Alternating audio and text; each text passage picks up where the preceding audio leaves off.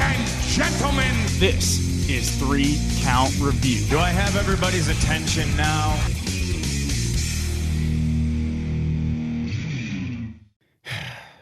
Welcome, everyone, to 3 Count Review. I am KO, a.k.a. Howard J. Dingers. This is the Monday Night Raw edition of 3 Count Review. I am not okay.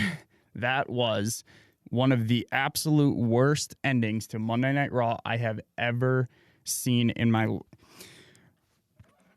I actually am, physically upset. What was that? That was... Okay. For those of you who didn't see this, for those of you who didn't watch, lucky you. I was actually okay with the rest of the show. Like the beginning of this show and the middle of the beginning of this show, the other 2.5 hours of this show was okay. It was okay. I didn't have any problem with it. I was hyped up because it was the new commentary team and Pyro and all these there was the excitement of the title matches and in the new stage. I'll get to that in a minute. But oh man, this was bad. So I'm gonna do this last segment first. I need to talk about this, and then we'll go back and we'll do the rest of the review. The last segment was Rusev versus Seth Rollins for the Universal Championship. Yes, it wasn't Rey Mysterio. That's a whole nother story. We'll get to that in a little bit. But so they're wrestling and right before the match, they showed a limo pulling up. Okay, they didn't show who it was. Towards the end of the match, literally with a minute or two left in the show, Bobby Lashley made his return to WWE. And I'm okay with Bobby Lashley. I don't mind Bobby Lashley. But the story throughout the night for Rusev was his marital troubles at home. And what's happening with Rusev, or what's happening with Lana? What's happening with Lana and Rusev at home? There's obviously something going on. But he doesn't care. He just wants the Universal Championship. He's got to forget all about that. Bobby Lashley comes out. And this was poorly executed too. Bobby Lashley pointed at the stage 4 times before this happened. The fifth time he points at the new entranceway, and Lana's music hits. Lana makes her return, and Lana walks up and hugs, quite awkwardly, Bobby Lashley. And then they kiss, and then they kiss a little more. And then they just start making out. Lana's all over Bobby Lashley. And Rusev, first of all, that was stupid in itself. Why was this necessary? This wasn't necessary. It was stupid. I hate it. Why? You can tell I'm so angry about this. And if that wasn't bad enough, Rusev, Rollins is outside of the ring. The match is still going on. I don't think the match ever actually ended. I'll get to it. But Rusev is just standing in the ring, watching this. Rusev, you look dumber than Mike Kanellis right now. Go do something about this. Go clock the dude who's making out with your wife. Oh my. It's so frustrating. This was stupid. And this is obvious. I shouldn't say obviously. I'm pretty sure this is Heyman, because apparently Heyman was behind this whole Mike and Maria Kanellis crap too. They killed Rusev's return. This is a crap Bobby Lashley return, a crap Lana return. I was so optimistic that when they announced Rusev versus Seth for the Universal Championship tonight, I was like, wow, they're actually putting Rusev in a main event slot, building him towards the draft, building him towards this actual brand split, and actually building him as a main event guy. But nope. They're doing this. Now that's going to be this weird feud between Lashley and Rusev. Are they going to have a match now at Hell in a Cell's in 6 days? There was absolutely no build besides the last 10 seconds of this show where, yeah, after all that, Rusev, they stop making out at the top. Rusev is standing in the ring still, and the lights go out, and the Fiend attacks Rollins for literally like 10 seconds, and then it cuts out. That was even underwhelming. How do you screw up a Fiend attack? It was and he didn't even touch Rusev. It was just Seth. I don't know how they messed this up, but they did. It was a colossal failure. I don't even care that it was Bobby Lashley. I didn't mind Bobby Lashley, but I knew immediately what they were going for with Lana, and honestly, one of the worst endings to a Monday Night Raw, to a WWE show in a very, very long time. I just can't. I can't get over how bad that was. It was terrible. It was just absolutely terrible. I just can't. Let me. Oh my gosh. Crap ending. I can't even. I'm trying to. The crowd was into this too. That's the thing that's so frustrating. The crowd was reacting to this, and it was a decent reaction. That's what I kind of am mad about. And they were having a good match before this because, of course, they were. It's Seth Rollins and Rusev. This was terrible. It was absolutely terrible. I hated it. I absolutely hated every second of it. And that was the ending to the show. God. Well, let's go to the full review before I absolutely just... Oh, man. All right. So the signature, the bumper to the show, the WWE Then Now Forever thing. It's the same but new music. I liked it. A little change up. It's little things. The opening video to Raw is amazing, and it's awesome, and I love it. The song is good. I don't know who the song is by. I'll figure that out eventually. I'm sure it's out there somewhere. You can go find it. But the video was really cool. Yeah. And then the new stage. The new stage is cool. So the new stage kind of looks like a half pipe. It's literally like they just took everything, so they have the Titantron, the Minitron, and then the stage ramp, right? They just took all of that and just made it one screen. They took the WrestleMania 35 Titantron, the big one, and just flipped it and curved it. I like it. I don't mind it. It is weird that the entryway is it's a door kind of built into the curved. It's interesting.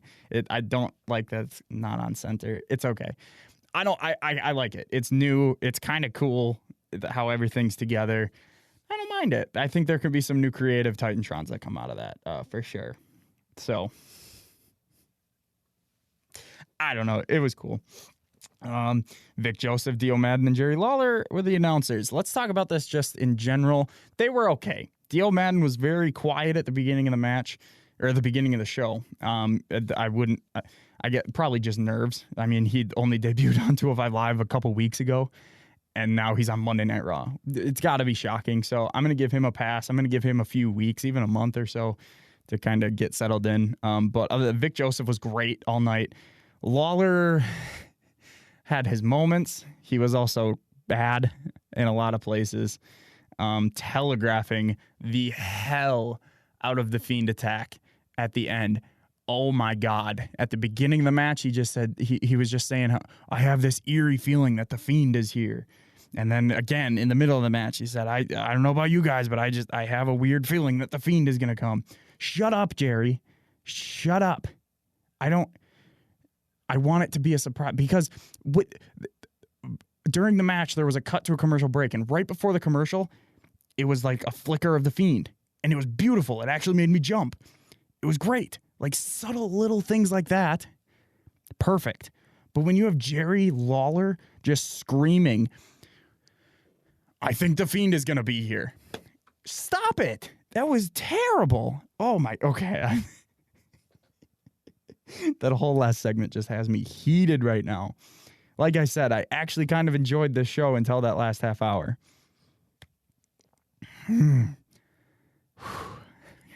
Calm all down before the rest of this review.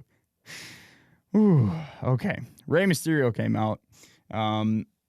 And Rey, he just cut a promo about how he's thanking Dominic because he was going to retire, and Dominic talked him out of it. And then Rey said he's honoring Dominic during the match tonight. He's kind of dedicating the match to Dominic, his Universal Championship match, which isn't happening. Because while he was talking, Brock Lesnar's music hit, and Brock Lesnar's entrance has pyro again, and it was great, and it was amazing, and I loved it. He needed that pyro back. It was great. Yeah, so him and Heyman came out. Crowd booed. Lesnar took the mic from Mysterio, gave it to Heyman. Mysterio then took it from Heyman before he could talk. But then Brock picked up Mysterio, hit him with an F5, picked him up, hit him with another F5. And then the crowd was booing. Heyman was shocked. Heyman didn't know this was going to happen. Lesnar returned. What? Oh. What? Oh. Yeah, so then after those two F5s, maybe it was just one, I don't remember. But he beat up Mysterio, and then after that, he kind of starts staring down Dominic in the crowd.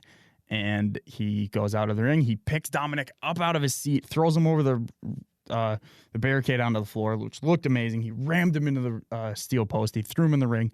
He German suplexed him with an amazing sell by Dominic. It was a great suplex, actually. Like, Dominic can sell. He was selling this beatdown beautifully, actually. It was amazing. Bunch of suplex to Dominic, a couple suplex to Rey. One looked really bad where Rey's leg landed in the middle rope. Really bad.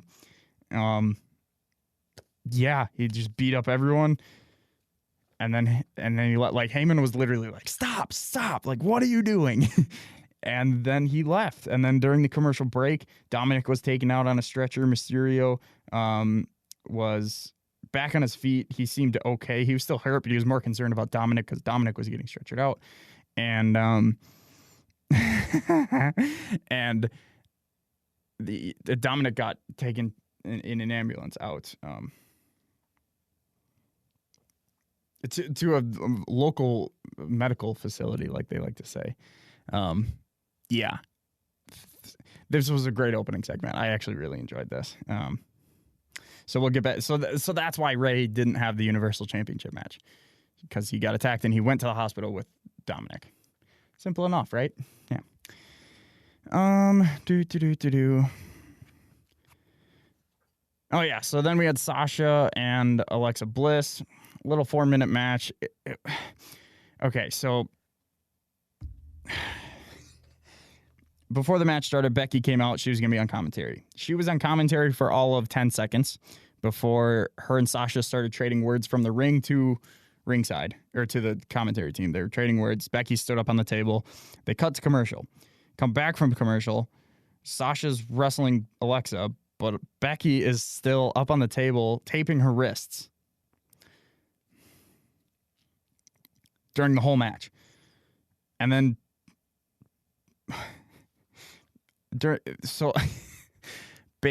Sasha then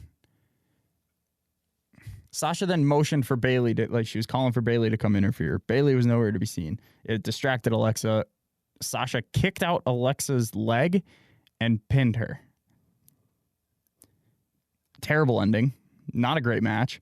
But then Lynch came down and they brawled, and Banks bailed out into the crowd. Lynch said Banks wouldn't be able to leave Hell in a Cell on Sunday until she wanted her to, until Becky wanted her to.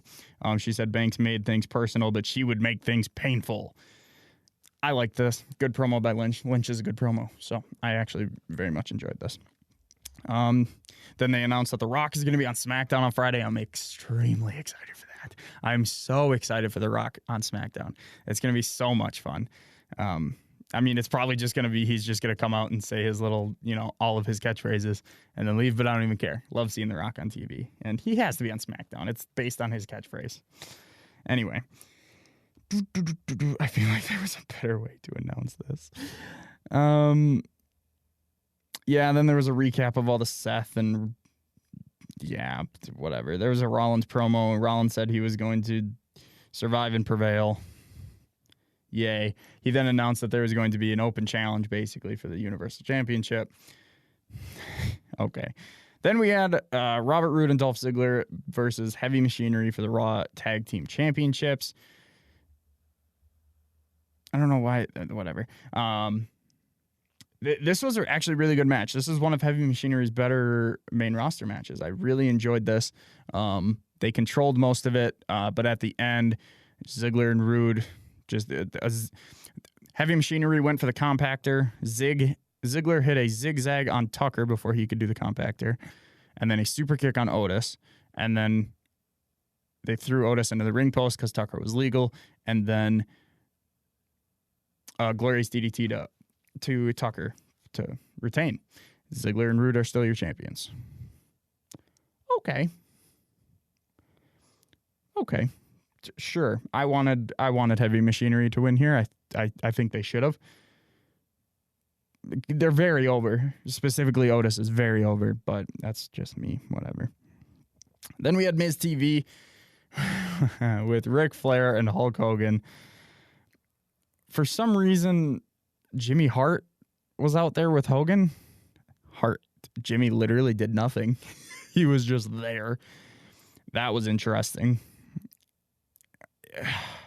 So Hogan and Flair kind of teased the match. They kind of were cutting promos on each other, but then they were like, nah, I'm just kidding. Like, they almost fought. But like, almost fought, air quotes for the podcast listeners. And then the crowd was chanting one more match, and I was like, no, guys, stop this. I don't know. No one wants to see no one wants to see that match in 2019. I'm sorry, but no. Also, quick note that I just remembered. On Flair's Titantron, it said 17-time world champion. I thought he was always a 16-time. Didn't Cena tie him with 16? What? The WWE just changing their history whenever they want. I hate it. I hate it. I hate it. I hate it. I hate it. It's so frustrating.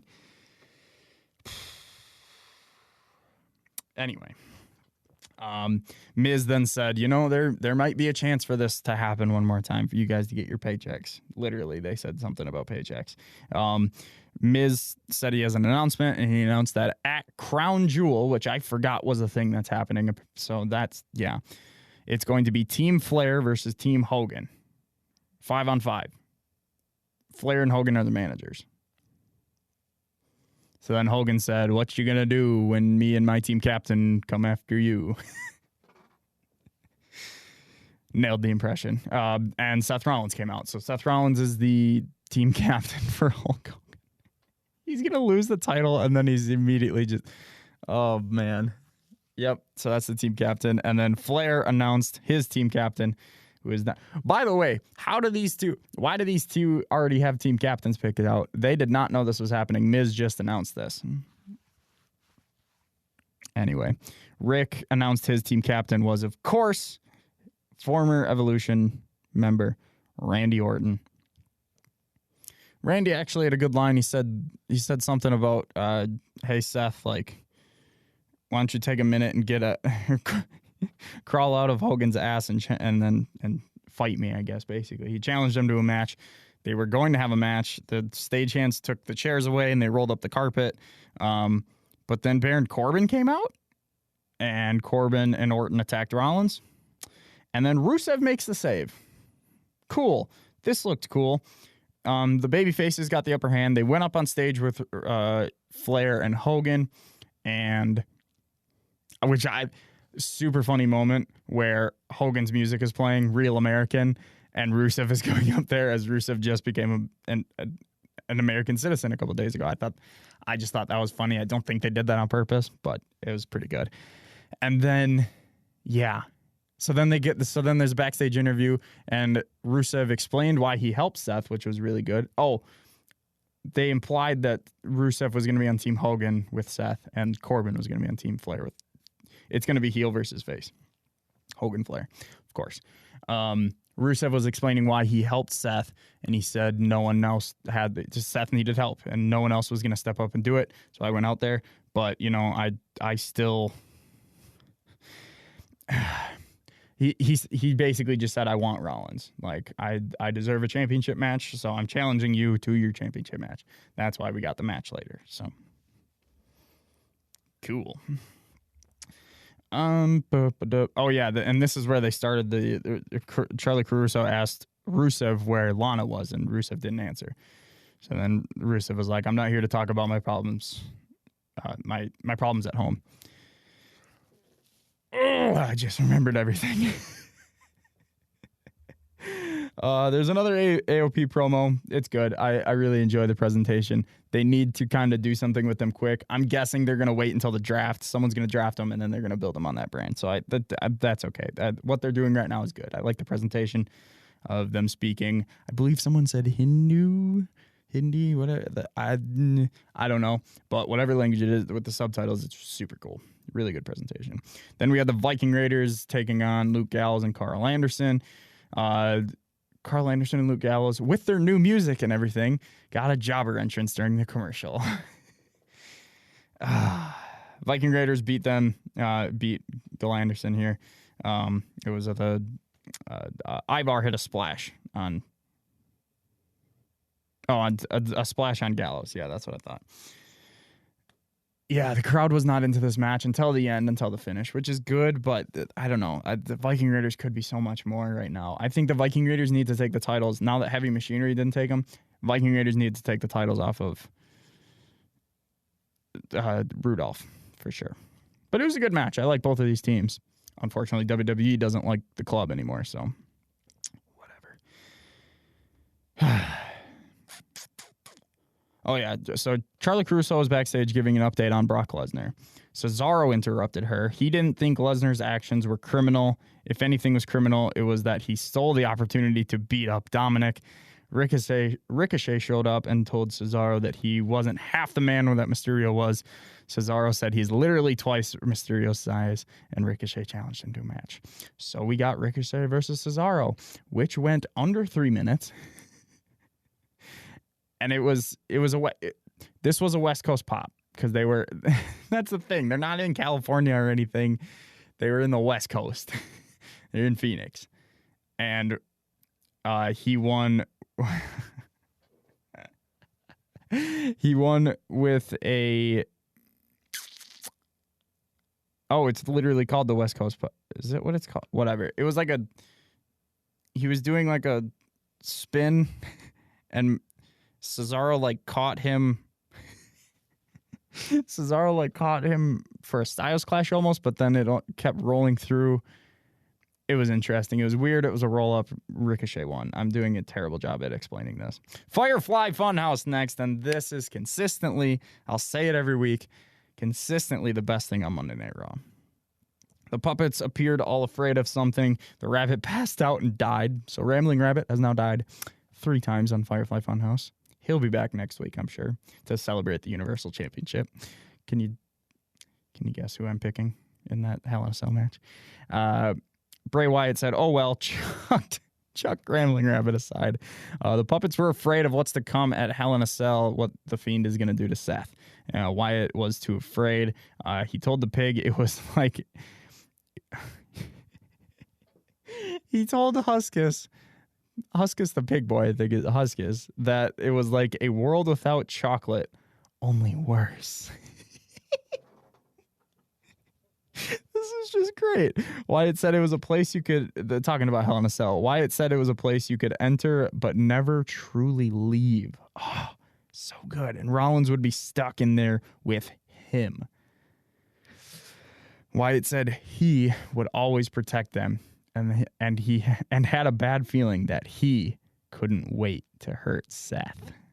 Great tease for later. Too bad Jerry had to ruin it.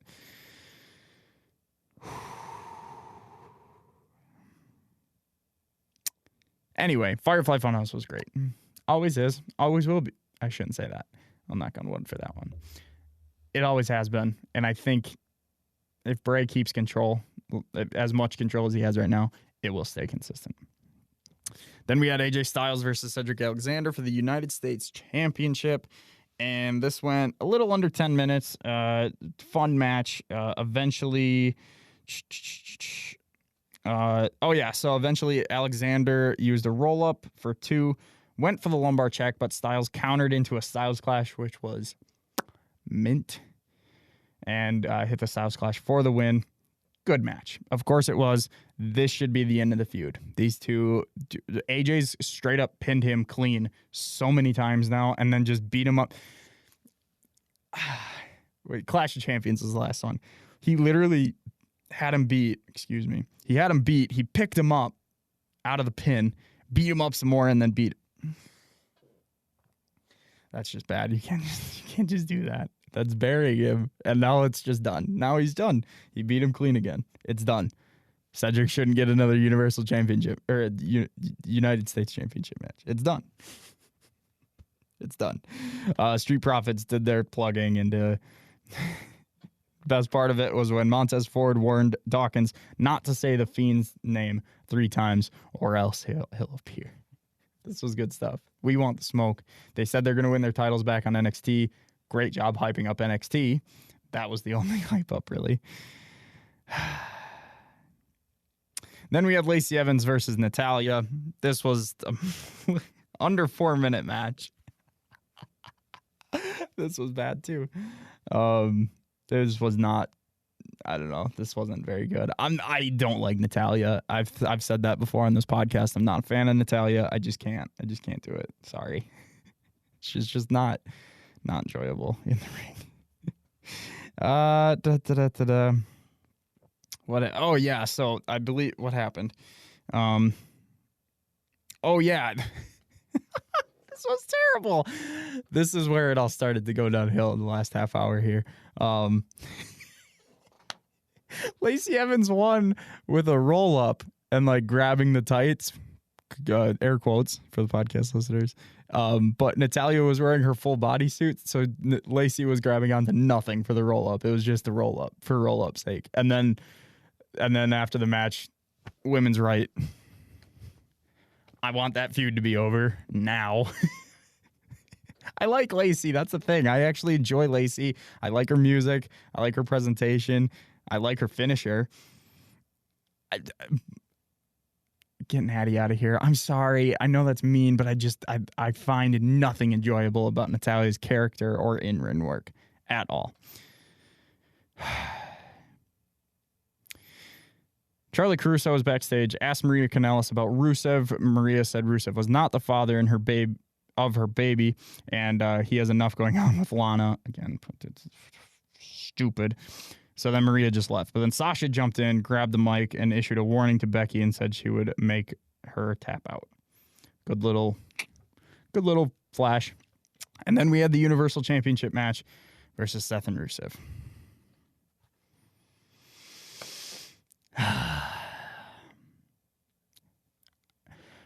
What was an enjoyable Monday Night Raw was absolutely tainted by this Bobby Lashley-Lana bullshit. It was a shit show of an ending. I hated it. I absolutely hated it. Ugh. It was bad. It was bad. But I'm looking forward. I'm so freaking excited for Wednesday night AEW and NXT. Before I talk about that real quick, let me know what you thought of Raw in the comments down below or on Twitter at 3CountReview. Links are in the description below. I'm so excited for Wednesday. I'm going to be watching AEW and NXT. I'm mainly going to be watching AEW. Because I'm going to have the 2 TVs. So I'm going to have like AEW on the main TV with the sound. Commercials, I'll turn on NXT. And so I'll be watching the NXT matches and like I'll turn on sound for promos and stuff. But so we're going to see how that works. I might at some point try to find a way to watch one of them second so I can watch them separately. But we'll see. But I'm just extremely excited. And then I'll do a podcast Wednesday night too, much like this.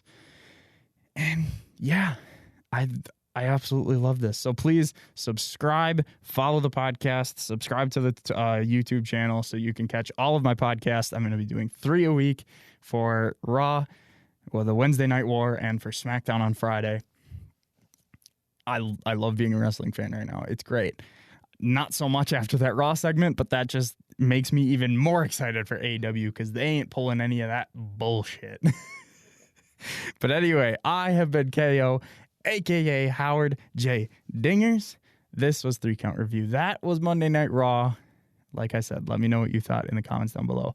And I will see you for the next 3 Count Review. Pulling up strong, I'm nearly one. I might be too on. Wishing inside I could feel so numb. Oh, now that you're gone away.